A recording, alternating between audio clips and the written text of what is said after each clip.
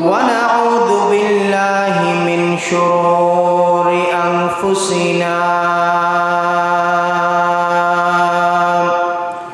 ومن سيئات أعمالنا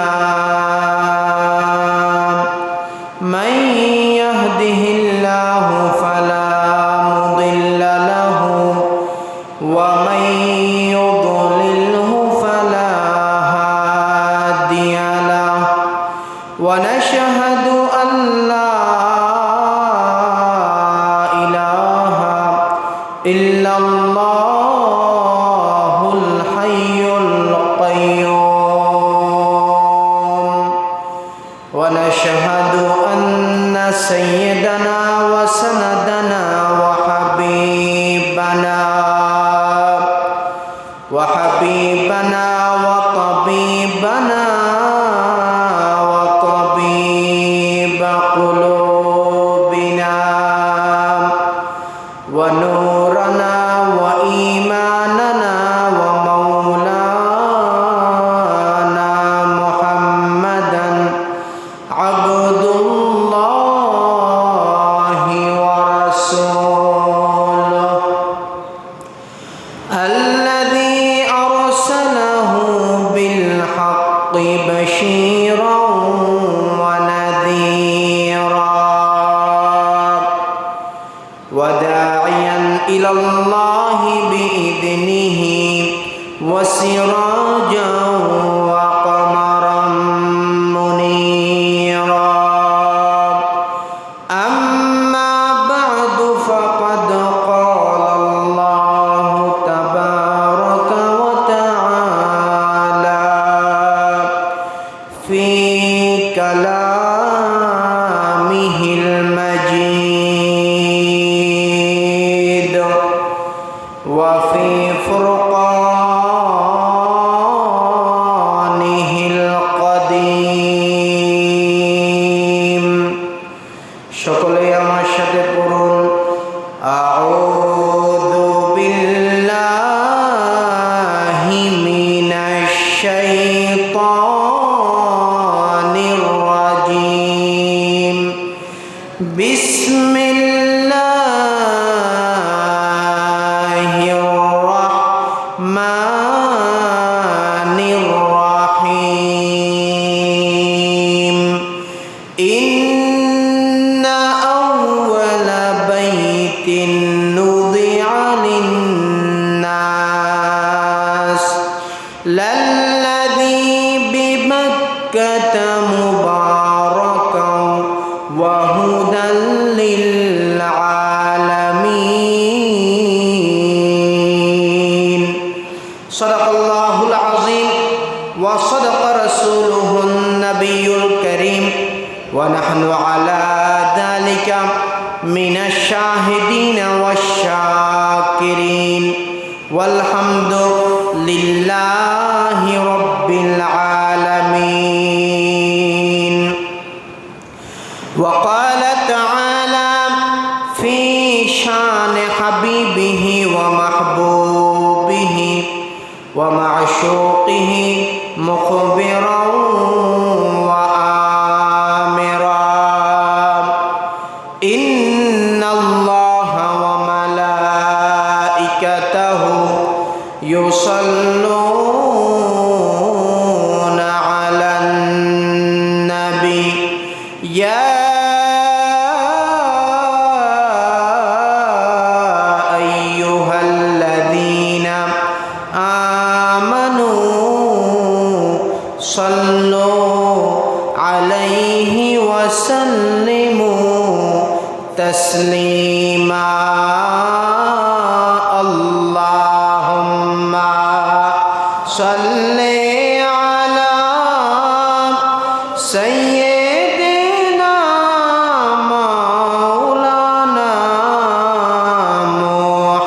محمد وعلى آل سيدنا مولانا محمد محبت আরো জোরে জোরে পড়ি আল্লাহুম্মা সাল্লি আলা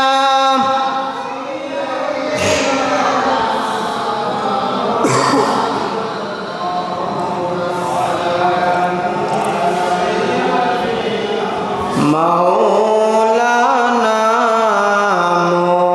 মুহাম্মদ।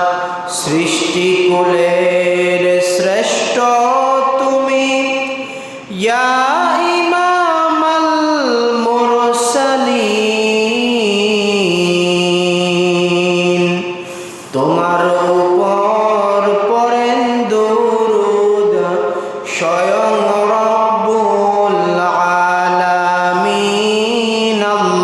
আল্লাহুম্মা সাল্লি আলা সাইয়্যিদিনা মাওলানা মুহাম্মদ ওয়া আলা আলি সাইয়্যিদিনা মাওলানা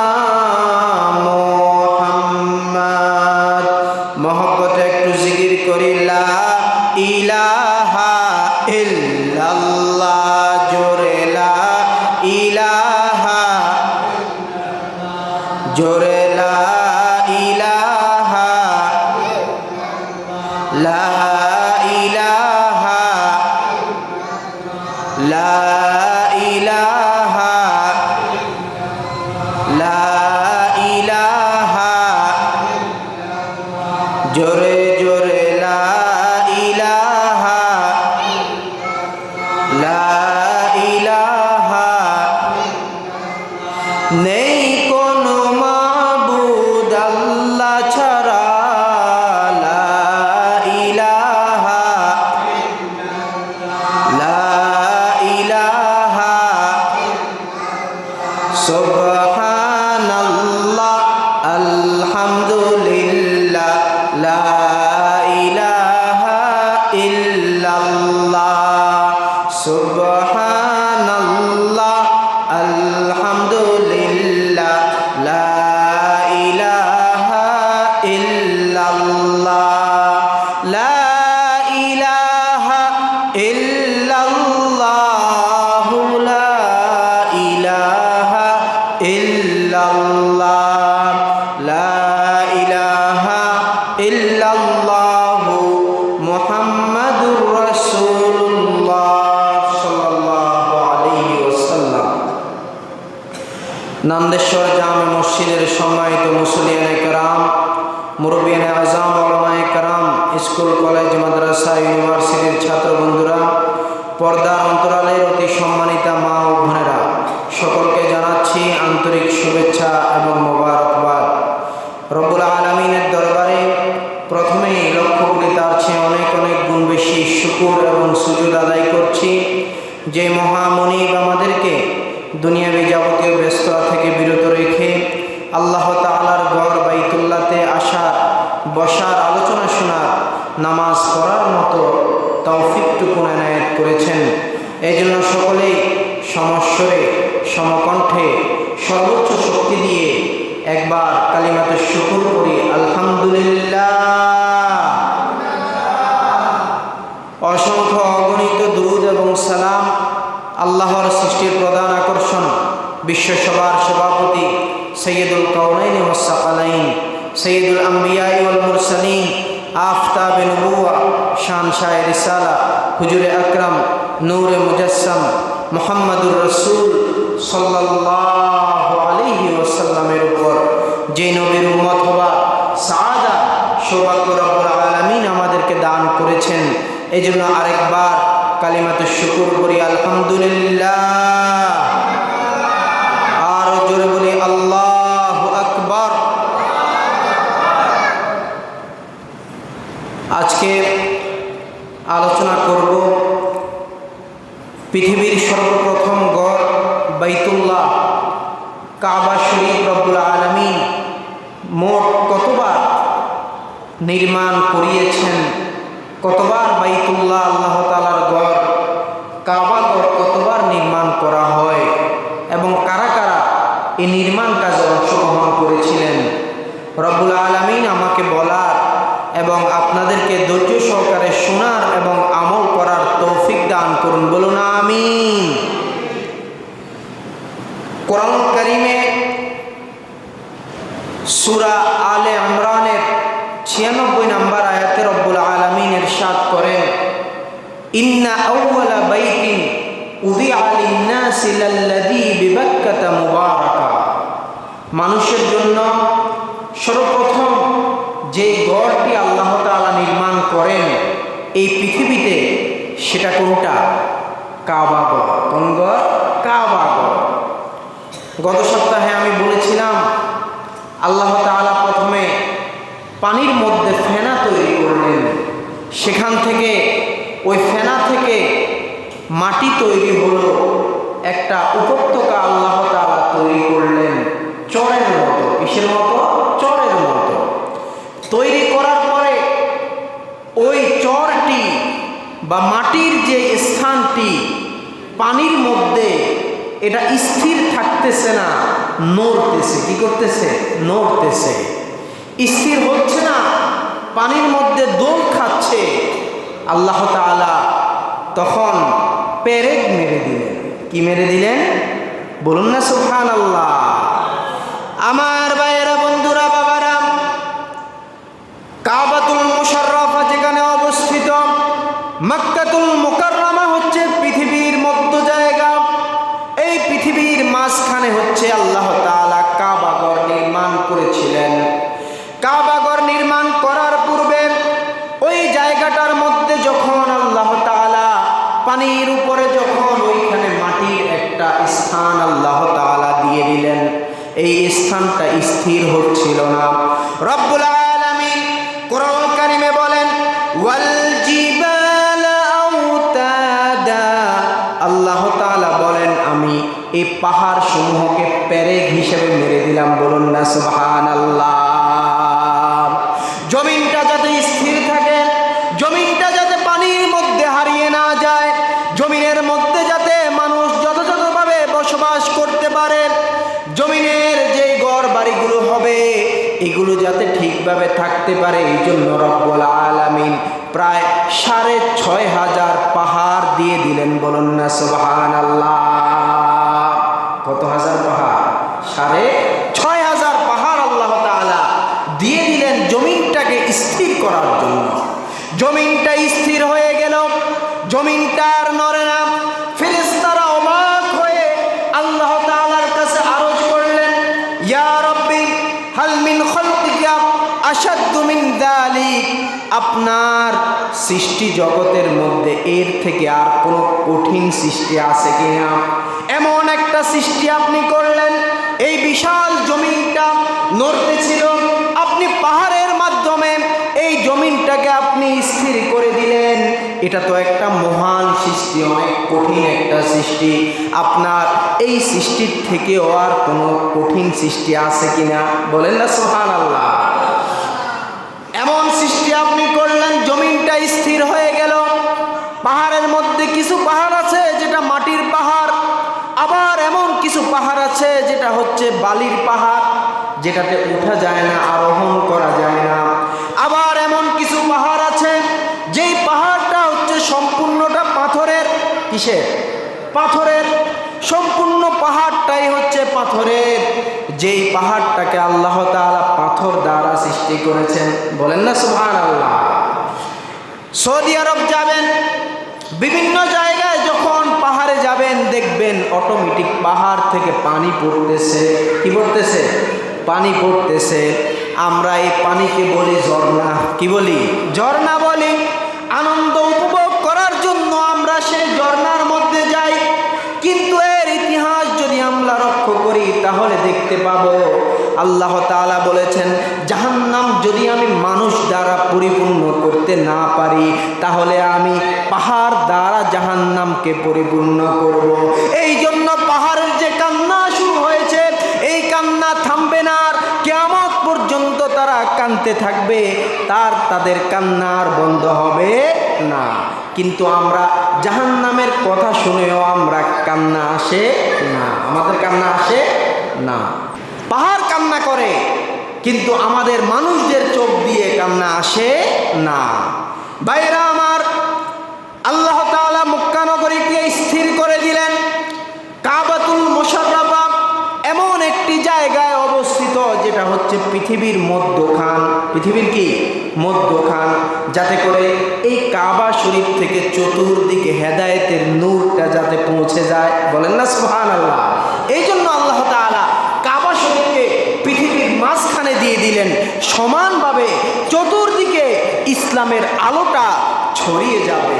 আল্লাহ তাআলা এই জন্য কাবা শরীফকে পৃথিবীর মাঝখানে দিয়ে দিলেন। কাবা শরীফ প্রথমে ফেরেশতাদের মাধ্যমে সৃষ্টি করা হয়। কাদের মাধ্যমে? ফেরেশতাদের মাধ্যমে। কাবা শরীফ টোটাল মোট 11 বার নির্মাণ করা হয়। কয়বার? 11 বার নির্মাণ করা হয়। প্রথমে নির্মাণ করেন ফেরেশতারা, এরপরে আবার নির্মাণ করেন হযরত আদম আলাইহিস সালাতু ওয়াস সালাম। তৃতীয় নম্বরে নির্মাণ করেন আদম আলাইহিস সালাতু ওয়াস সালামের সন্তান হযরত শীষ নবী। কোন নবী? হযরত শীষ নবী। এরপরে চতুর্থ নম্বরে হযরত ইব্রাহিম আলাইহিস সালাতু ওয়াস সালাম তার ছেলে হযরতে ইসমাইল আলাইহিস সালাতু ওয়াস সালামকে নিয়ে কাবা শরীফকে আবার পুনর্নির্মাণ করেন। পঞ্চম নাম্বার আমালেকা সম্প্রদায় ছিল, তারা কাবাগরকে নির্মাণ করে। ষষ্ঠ নাম্বার একজন ব্যক্তি জুরহুম গোত্র। কোন গোত্র? জুরহুম গোত্র। জুরহুম গোত্রের লোকেরা কাবাগরকে আবার তারা নির্মাণ করে। এরপরে 7 নম্বরে কুসাই ইবনে কিলাব, কুসাই বিন কিলাব, তিনি কাবাগরকে নির্মাণ করেন। 8 নম্বরে কুরাইশরা আল্লাহর হাবিব সাল্লাল্লাহু আলাইহি সাল্লামকে সাথে নিয়ে একসাথে কাবাগর নির্মাণ করেন। বলেন না সুবহানাল্লাহ। আল্লাহর হাবিবের পরে বিখ্যাত সাহাবী হযরত আব্দুল্লাহ ইবনে জুবাইর রাদিয়াল্লাহু তাআলা আনহু, তিনি কাবাগরকে আবার পুনর্নির্মাণ করেন। আব্দুল্লাহ ইবনে জুবাইর রাদিয়াল্লাহু তাআলা আনহুর পরে 10 নম্বরে হাজ্জাজ বিন ইউসুফ, তিনি কাবাগরকে আবার নির্মাণ করেন। 11 নম্বর সুলতান ওসমানীয় খলিফা সুলতান চতুর্থ মুরাদ, সুলতান চতুর্থ মুরাদ, তিনি কাবাগরকে নির্মাণ করেন, যেটাকে সর্বশেষ নির্মাণ বলা হয়। কিন্তু তারপরেও সৌদি আরবের বাদশাহ রাজা যারা আসেন, তারা প্রতি বছরই কাবাগরের চতুর্পাশে বিভিন্ন প্রচার প্রসারের কাজ করে থাকেন। কথা বলেন ঠিক কিনা? এভাবে চলতেছে কাবা শরীফের পুনর্নির্মাণ বা কাবা শরীফের সংস্কার। কাবা শরীফের চতুর্পাশে যাতে লক্ষ লক্ষ মুসল্লি একসাথে নামাজ আদায় করতে পারে, সেই জন্য বর্তমানে এই ব্যবস্থা আছে না নাই? আছে না? আছে। ওই ব্যবস্থা বর্তমানে করা হচ্ছে। আদম আলাইহিস সালাতু ওয়াস সালাম কাবাগর নির্মাণ করার পরে হযরতে শীষ আলাইহিস সালাতু ওয়াস সালাম তিনিও কাবাগরকে পুনর্নির্মাণ করলেন। এরপরে আসলো নূহ আলাইহিস সালাতু ওয়াস সালামের জামানা। কার জামানা আসলো? হযরত নূহ আলাইহিস সালাতু ওয়াস সালামের জামানা আসলো। হযরত নূহ আলাইহিস সালাতু ওয়াস সালামের জামানা যখন আসলো, তিনি 900 বছর মানুষকে দাওয়াত দিলেন ইসলামের পথে। কত বছর? 900 বছর দাওয়াত দিলেন। 1 বছর 2 বছর? 900 বছর। আমাদের এখানে কেউ আছে যার বয়স 800-900 বছর হয়েছে? এমন কেউ আছে? নাই। 900 বছর দাওয়াত দেওয়ার পরে তিনি মাত্র 80 থেকে 82 জন ব্যক্তি তার দাওয়াতটা কবুল করে। এছাড়া অসংখ্য মানুষ যারা জীবিত ছিল, তারা কেউ তার দাওয়াত কবুল করে না। নূহ আলাইহিস সালাতু ওয়াস সালাম অতিষ্ঠ হয়ে আল্লাহর কাছে আরজ করলেন। হযরত নূহ আলাইহিস সালাতু ওয়াস সালাম বলেন, ক্বালা রাব্বি ইন্নী দাউতু কওমি লাইলাও ওয়া নাহারা। হযরত নূহ আলাইহিস সালাতু ওয়াস সালাম আল্লাহ তাআলাকে বললেন, ও আল্লাহ, আমি আমার সম্প্রদায়কে দিনে এবং রাতে আমি তাদেরকে দাওয়াত দিয়েছি, দাওয়াতের মধ্যে কোনো কমতি করি নাই। দিনেও দাওয়াত দিয়েছি, রাতেও দাওয়াত দিয়েছি। ফালাম ইয়াজিদহুম দুআই ইল্লা ফিরারা। আমার দাওয়াত পেয়ে তারা শুধু পলায়ন করেছে। কি করেছে? পলায়ন করেছে। আমার দাওয়াত পাইয়া তারা দাওয়াত কবুল করে না, বরং আমি দাওয়াত দিতে গেলে তারা পলায়ন করে। শুধু তাই না, তাদের সামনে গিয়ে যখন আমি তাদেরকে ইসলামের কথা বলি, আপনার কথা বলি, তখন ইয়াজআলুনা আসাবিআহুম জাআলু আসাবিআহুম ফি আযানিহিম, তারা তাদের আঙ্গুল সমূহকে কানের মধ্যে দিয়ে দিত। বলুন না আউযুবিল্লাহ। আঙ্গুলকে কোথায় দিত? কানে দিত, যাতে করে নূহ আলাইহিস সালাতু ওয়াস সালামের দাওয়াত তারা শুনতে না পায়। বর্তমানেও দেখবেন যখন মাহফিল করা হয়, যখন মসজিদের মাইকে জুমার আলোচনা করা হয়, একদল মানুষ বলে যে আওয়াজটা খুব খারাপ লাগে। আওয়াজটা কি লাগে? খারাপ লাগে। এরা হচ্ছে সেই নূহ আলাইহিস সালাতু ওয়াস সালামের যে সম্প্রদায়, তাদের অনুসারী। কথা বলেন ঠিক কিনা? গানের কনসার্ট হয়, বিভিন্ন নাচানাচি হয়, ফালাফালি হয়, এই আওয়াজে তাদের কোনো সমস্যা হয় না। এই জন্য ভাইরা আমার, ইসলামের কথা শুনলে যাদের অন্তরে খারাপ লাগে তারা পরিপূর্ণ মুসলমান এখনো হতে পারে নাই। হযরত নূহ আলাইহিস সালাতু ওয়াস সালাম আল্লাহর কাছে বললেন, আল্লাহ, আমি তাদেরকে যখনই দাওয়াত দিতে যাই তারা তাদের আঙ্গুলসমূহ কানের মধ্যে দিয়ে দেয়, যার কারণে তারা আমার দাওয়াতটা তারা শোনে না। আল্লাহ তাআলার কাছে আরজ করলেন, আল্লাহ রব্বি লা তাযার আলাল আরদি মিনাল কাফিরিনা দাইয়ারা, আপনি এই জমিনের মধ্যে একজন কাফেরকেও আপনি আস্ত রাখেন না। কি করিয়েন না? আস্ত রাখেন না, সব দিয়ে ধ্বংস করে দেন। এগুলা 900 বছর দাওয়াত দিছি, এরপরেও দাওয়াত কবুল করে না, ধ্বংস করে দেন। কেন ধ্বংস করব? কারণ এদেরকে যদি আপনি ধ্বংস না করেন তাহলে ভবিষ্যৎ প্রজন্ম যারা আসবে তারাও খারাপ হবে। তারাও কি হবে? খারাপ হবে। এদেরকে ধ্বংস করে দেন। যারা মুমিন থাকবে, তাদের আওলাদ যারা হবে, তারা সুপথ পাবে। তারা কি পথ পাবে? সুপথ পাবে। আল্লাহ তাআলা নূহ আলাইহিস সালাতু ওয়াস সালামকে বললেন, নূহ, তুমি একটি জাহাজ তৈরি করো। কি তৈরি করো? জাহাজ তৈরি করো। আল্লাহর কাছে প্রশ্ন করলেন, আল্লাহ, জাহাজ তো তৈরি করব, এটা কি দিয়ে তৈরি করব? কাঠ দিয়ে তৈরি করব, নাকি স্টিল দিয়ে তৈরি করব, না লোহা দিয়ে তৈরি করব? আল্লাহ তাআলা বললেন, নূহ, তুমি কাঠ দিয়ে তৈরি করবে। বলেন না সুবহানাল্লাহ। আল্লাহর কাছে প্রশ্ন করলেন, আল্লাহ, কোন কাঠ দিয়ে তৈরি করব? আপনার পছন্দ কোন কাঠ? বলেন না সুবহানাল্লাহ। নূহ নবী আল্লাহর পছন্দের কথা জিজ্ঞাসা করলেন। আমরা আল্লাহর পছন্দ অপছন্দের কোনো বালাই করি না। নূহ আলাইহিস সালাম আল্লাহর কাছে প্রশ্ন করলেন, আল্লাহ, কোন কাঠ দিয়ে বানাবো? আল্লাহ তাআলা বললেন, শাল কাঠ দিয়ে বানাবে। কি কাঠ? শাল কাঠ। হযরত জিবরাইল আলাইহিস সালাতু ওয়াস সালামের মাধ্যমে জান্নাত থেকে আল্লাহ তাআলা একটা গাছ পাঠালেন, শাল গাছ। কি গাছ? শাল গাছ। নূহ আলাইহিস সালাতু ওয়াস সালাম এই গাছটা রোপণ করলেন। রোপণ করার পরে এক বর্ণনায় এসেছে 20 বছর, আরেক বর্ণনায় এসেছে 40 বছর, আরেক বর্ণনায় এসেছে 100 বছর পরে নূহ আলাইহিস সালাতু ওয়াস সালাম ওই গাছটা কেটে এরপরে জাহাজ তৈরি করলেন। বলেন না সুবহানাল্লাহ। আল্লাহ তাআলা বললেন, নূহ, জাহাজ তো তৈরি করবা, কিন্তু জাহাজটা লম্বায় হবে 80 ফুট হবে লম্বা। কয় ফুট হবে লম্বা? 80 ফুট হবে লম্বা। এরপরে এর প্রস্থ হবে 50 ফিট। প্রস্থ হবে কয় ফিট? 50 ফিট। সামনের দিকে এটা উঁচু হবে হচ্ছে 30 গজ উঁচু হবে সামনের দিকে। কয় গজ? 30 গজ উঁচু হবে। ফুট না, আমি ভুল বলছি। লম্বায় হবে 80 গজ আর পাশে হবে 50 গজ। সামনের দিকে উঁচু হবে কয় গজ? 30 গজ। আর এই জাহাজটা হবে 3 তলা। কয় তলা?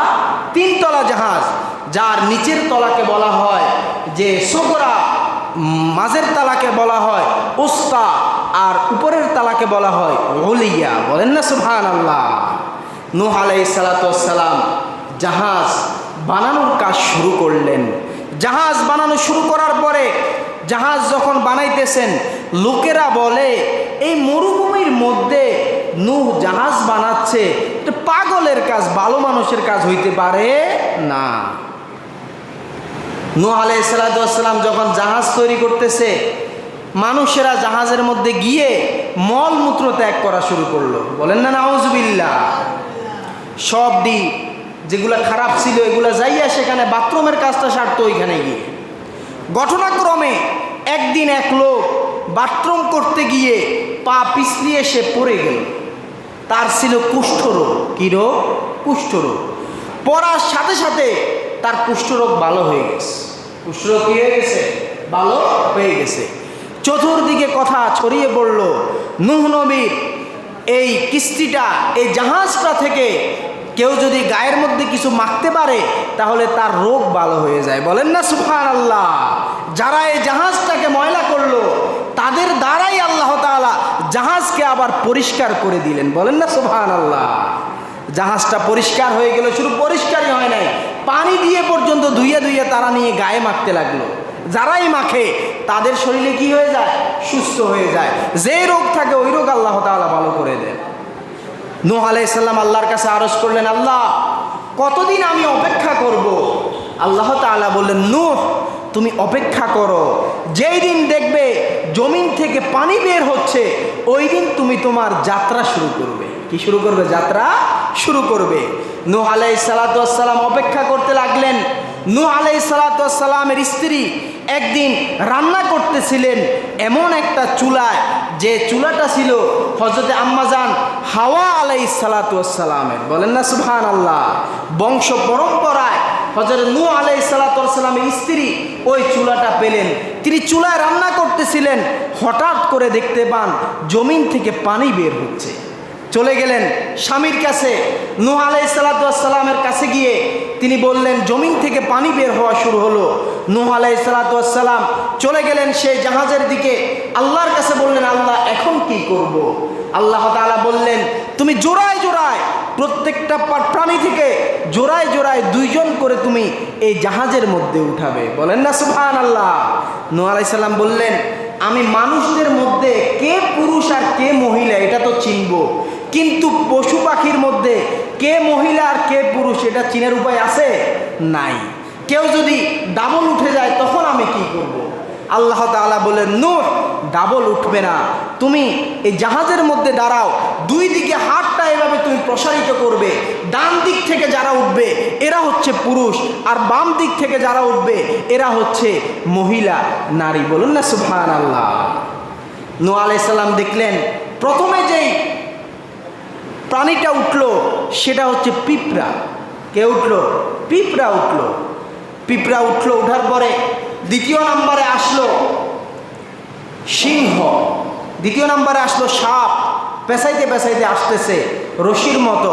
নূহ আলাইহিস সালাতু ওয়াস সালাম আল্লাহর কাছে বললেন, আল্লাহ সাপ মানুষও ভয় পায়, আমিও ভয় পাই, এটাকে যদি না উঠান তাইলে কি চলে না? এটা থাক না, সাপ তো উঠান লাগবে না, অন্য প্রাণীতে উঠবে। আল্লাহ তাআলা বলেন, নূহ সাপকে যদি না উঠানো হয় তাহলে সাপের বংশ বিস্তার কিভাবে হবে? সাপও তো দরকার আছে। কথা বলেন। সাপ যদি না থাকতো তাহলে বর্তমান জামানায় অনেক ওষুধ আবিষ্কার করা সম্ভব হইতো না। সাপকে উঠতে দেওয়া হলো। এরপরে আসলো বনের রাজা সিংহ। কে আসলো? সিংহ।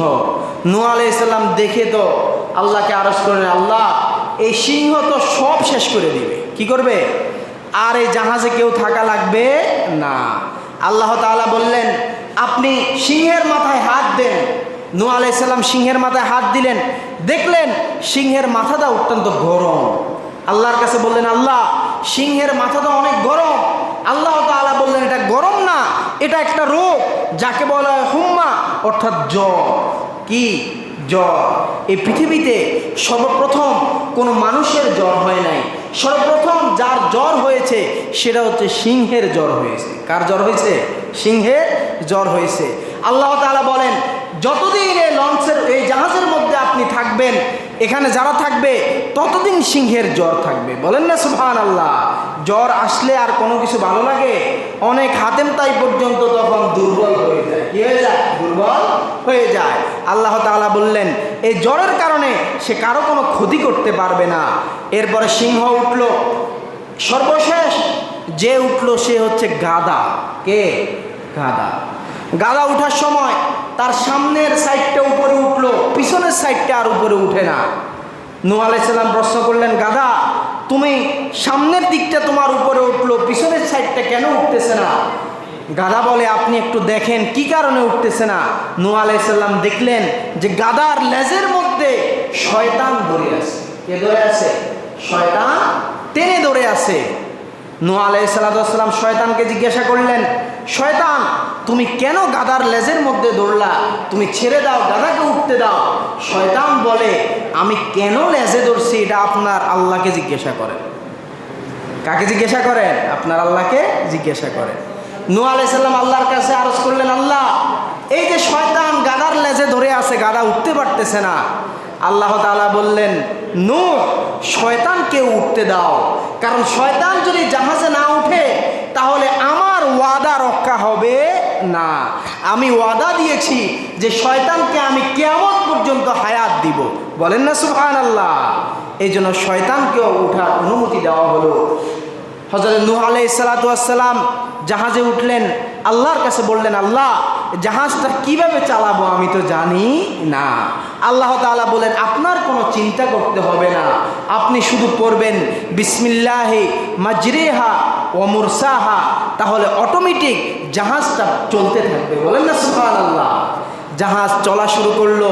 প্রায় 150 দিন জাহাজটা গোটা পৃথিবী চক্কর দিল। বাইতুল্লাহ কাছে গিয়ে মক্কা নগরীতে গিয়ে সেখানে এই জাহাজটা 60টা চক্কর দিয়েছে। কয়টা চক্কর দিছে? 60টা চক্কর দিয়েছে। দেওয়ার পরে বাইতুল্লাহর মধ্যে যে জান্নাতের পাথর ছিল এটাকে আল্লাহ তাআলা 4র্থ আসমানে নিয়ে গেলেন। কোথায়? 4র্থ আসমানে নিয়ে গেলেন। বাইতুল্লাহর কোনো নকশা আর ছিল না, পলিমাটি দ্বারা বাইতুল্লাহটা ঢেকে গেল। নূহ আলাইহিস সালাতু ওয়াস সালাম 150 দিন প্লাবন হওয়ার পরে জুদি পাহাড়ের নিকট নূহ আলাইহিস সালাতু ওয়াস সালামের জাহাজটা গিয়ে থামলো। থামার পরে আল্লাহ তাআলা বললেন, ইয়া নূহ, হে নূহ আপনি এখান থেকে নামেন, সবাইকে নামতে বলেন। নূহ আলাইহিস সালাতু ওয়াস সালাম চিন্তা করলেন এই জমিনটা শুকালো কিনা। 150 দিনের প্লাবন। কয় দিনে? 150 দিন। আমাদের 1 সপ্তাহ প্লাবন হলে মাটির যুক্ত যে জায়গাগুলো আছে এগুলো নরম হয়ে যায়, এখানে দাঁড়ানো যায় না। 150 দিন যেখানে প্লাবন হলো, এই 150 দিনের প্লাবনের কারণে দেখা গেছে অসংখ্য জায়গা এমন হয়ে যেতে পারে যেখানে মানুষ ডেবে যাবে, মানুষ ডেবে যাবে। হযরত নূহ আলাইহিস সালাতু ওয়াস সালাম কাককে পাঠালেন যে কাক তুমি একটু দেখে আসো জমিনটা শুকালো কিনা। কাককে কোথায় পাঠালেন? জমিনে পাঠালেন যে দেখে আসো জমিনটা শুকালো কিনা। কাক দেখতে গেল, কাক আর ফিরে আসে না। নূহ আলাইহিস সালাতু ওয়াস সালাম কবুতরকে পাঠালেন। কবুতর কিছুক্ষণ পরে এসে বলল যে না, জমিনটা শুকিয়ে গেছে, আমরা নামতে পারি, কোনো সমস্যা নাই। কিছুক্ষণ পরে কাক আসলো। নূহ আলাইহিস সালাতু ওয়াস সালাম প্রশ্ন করলেন, কাক তোমার আসতে দেরি হলো কেন? কাক বলল, আমি আসার সময় দেখলাম একটা পচা গরু পড়ে আছে। কি পড়ে আছে? পচা গরু পড়ে আছে। লোভ সামলাইতে পারে নাই, ওইটা খাইতে চলে গেছে। এই জন্য আল্লাহ তাআলা কাককে মানুষের সাথে বসবাস করার সুযোগ দেয় নাই। কবুতর মানুষ ঘরের উপরে লালন পালন করে, নিজের ঘরে একসাথে লালন পালন করে কাকে? কবুতরকে। কিন্তু কাক কি মানুষের সাথে বসবাস করতে পারে? পারে না। এরপরে আল্লাহ তাআলা নূহ আলাইহিস সালাতু ওয়াস সালামের মাধ্যমে যারা উঠেছিল তাদের মাধ্যমে পুরো পৃথিবীতে আবার মানুষ আবাদ হতে থাকে। এরপরে নূহ আলাইহিস সালাতু ওয়াস সালামের জামানার পরে প্রায় 2600 বছর, 26 বছর পর্যন্ত কাবা ঘর ছিল না। কত বছর? 2600 বছর, 2600 বছর পর্যন্ত কাবা ঘর ছিল না। হযরত হুদ আলাইহিস সালাতু ওয়াস সালাম, হযরত সালেহ আলাইহিস সালাতু ওয়াস সালাম, দুইজন নবী কাবা ঘর তাওয়াফ করতে এসে দেখেন যে কাবা ঘর নাই। কাবা ঘর কি নাই? তারা কাবা ঘর খুঁজে পান নাই। এরপরে আসলেন হযরত ইব্রাহিম আলাইহিস সালাতু ওয়াস সালামের জামানা। কার জামানা? হযরত ইব্রাহিম আলাইহিস সালাতু ওয়াস সালামের জামানা। হযরত ইব্রাহিম আলাইহিস সালাতু ওয়াস সালাম তার স্ত্রীর নাম ছিল কি? সারা। প্রথম স্ত্রীর নাম কি? সারা। ওনাকে বিবাহ করার পরে দীর্ঘদিন তার কোনো সন্তান হয় না। কি হয় না? সন্তান হয় না। তিনি দাওয়াত দিলেন। দাওয়াত দেওয়ার পরে অনেক দাওয়াত দিতেছেন, মাত্র 2 জন ঈমান আনছে। কয়জন? 2 জন। একজন হচ্ছেন ওনার স্ত্রী হযরত সারা আলাইহিস সালাতু ওয়াস সালাম, আরেকজন হচ্ছে ওনার ভাতিজা হযরতে লূত আলাইহিস সালাতু ওয়াস সালাম। হযরত লূত নবী ইব্রাহিম আলাইহিস সালামের কি? ভাতিজা। লূত আলাইহিস সালাতু ওয়াস সালামের বাবার নাম হচ্ছে হারান। নাম কি? হারান। হযরত মূসা আলাইহিস সালামের ভাইয়ের নাম কি? হারুন। আর ইব্রাহিম আলাইহিস সালামের ভাইয়ের নাম কি? হারান। আর ইব্রাহিম আলাইহিস সালাতু ওয়াস সালামের ভাতিজা হচ্ছে লূত আলাইহিস সালাতু ওয়াস সালাম। এই 2 জন ঈমান আনলো। হযরত ইব্রাহিম আলাইহিস সালাতু ওয়াস সালাম শাম দেশের উদ্দেশ্যে রওনা করলেন সারাকে নিয়ে। কাকে নিয়ে? সারাকে নিয়ে। পথিমধ্যে মিশরের একজন বাদশা ছিল যার নাম ছিল সিনান ইবনে আইলওয়ান। নাম কি? সিনান ইবনে আইলওয়ান। সিনান ইবনে আইলওয়ান একটা অত্যাচারী শাসক ছিল, যে যেখানেই কোনো সুন্দরী নারী পেত তাকে নিয়ে গিয়ে তার সাথে অপকর্ম করত। বলেন না নাউজুবিল্লাহ। হযরত ইব্রাহিম আলাইহিসসালাম ওই এলাকা দিয়ে অতিক্রম করার সময় হযরত সারা আলাইহিসসালামকে বললেন, যদি সে প্রশ্ন করে যে তুমি আমার কি হও, তুমি বলবা যে আমি তোমার ভাই হই। বলেন না সুবহানাল্লাহ। সারা আলাইহিসসালাম বললেন, আমি তো আপনার স্ত্রী হই, ভাই বললে কি মিথ্যা হবে না?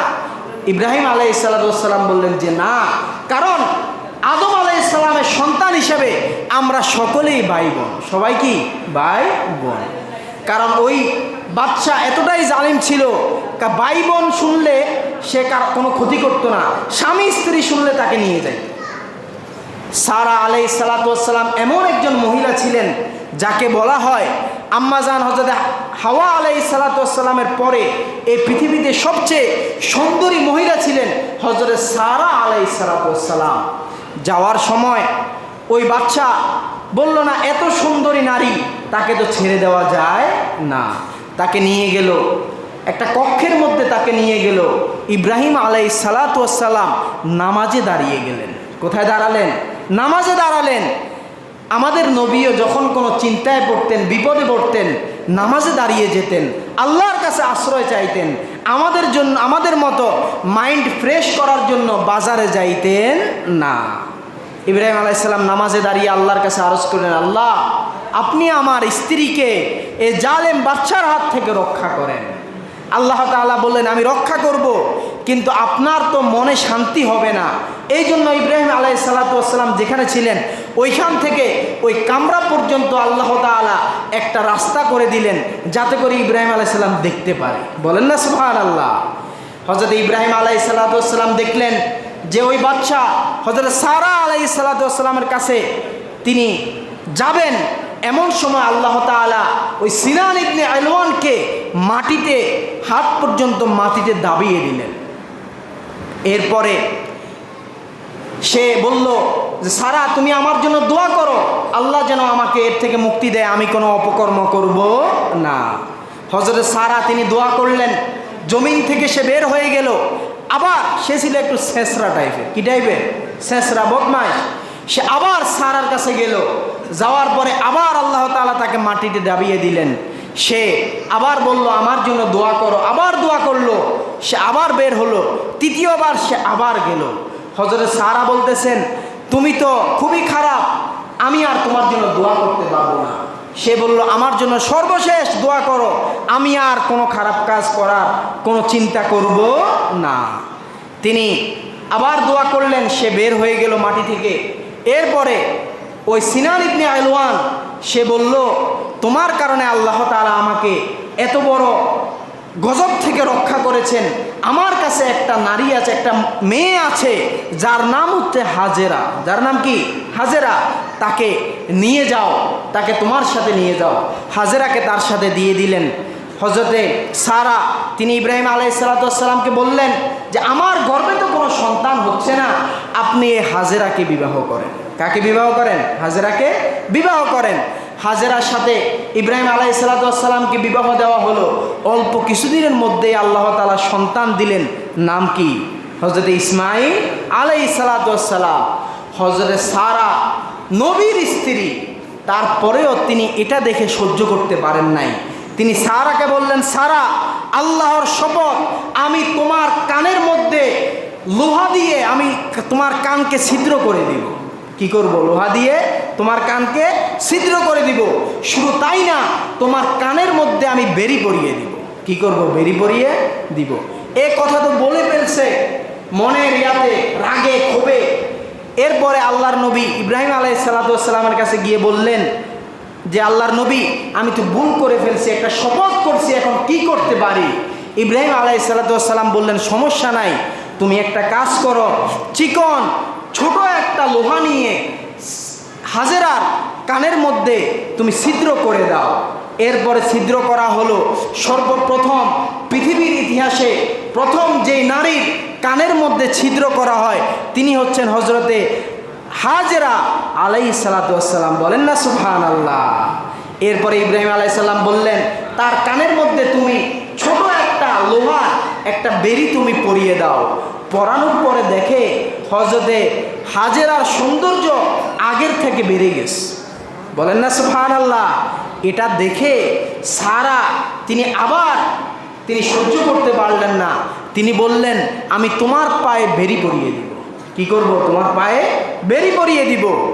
ইব্রাহিম আলাইহিস সালামের কাছে আবার গেলেন, আল্লাহর নবী, আমি তো আবার ভুল করছি, আবার শপথ করছি যে আমি কি করব? তার পায়ে বেরি পরিয়ে দিব। ইব্রাহিম আলাইহিস সালাম বললেন, সমস্যা নাই, তুমি তার পায়ে ছোট একটা বেরি তুমি তার পায়ে পরিয়ে দাও। হযরত হাজেরা আলাইহিস সালামের পায়ে ছোট একটা বেরি পরিয়ে দেওয়া হয়। এরপরে দেখে এই বেরি পরানোর পরে যখন হাঁটে তখন একটু আওয়াজ হয়, অনেক সুন্দর লাগে, আগের থেকে তার সৌন্দর্য আরও বেড়ে গেছে, বলেন না সুবহানাল্লাহ। পৃথিবীর ইতিহাসে সর্বপ্রথম যার পায়ে নূপুর পরানো হয় তিনি হচ্ছেন ইব্রাহিম আলাইহিস সালামের স্ত্রী হযরতে হাজেরা, তার পায়ে নূপুর পরানো হয়। তাহলে আজকে থেকেই নান্দেশ্বর গ্রামের যত মহিলারা আছে তারা নূপুর পরে রাস্তার মধ্যে হাঁটবে নাকি? অপর কোনো পুরুষ যার সাথে দেখা দেওয়া জায়েজ নাই, তার সামনে নূপুর পরে যাওয়া, তাকে নূপুরের আওয়াজ শোনানো জায়েজ নাই। নূপুর পরে থাকতে পারবে স্বামীর সামনে, যাদের সাথে দেখা দেওয়া জায়েজ তাদের সামনে নূপুর পরে থাকা যাবে, তারা আওয়াজ শুনতে পারবে।